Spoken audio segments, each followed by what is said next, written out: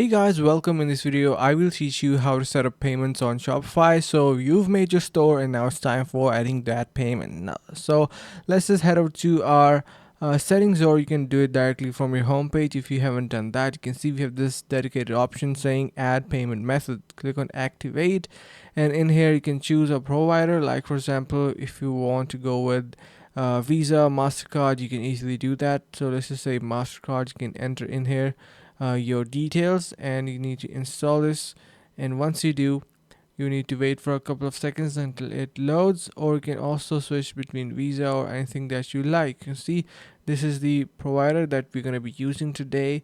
So Adyen, and we have live account, we have test account. We can definitely do with test account and get started. And yeah, so once you provide all of these details, your payment method or your payment is going to be added. So it is no rocket science, really easy to do. I hope you're going to be getting a grasp out of it. So yeah, thank you so much for watching guys. Make sure to subscribe and see you in the next video.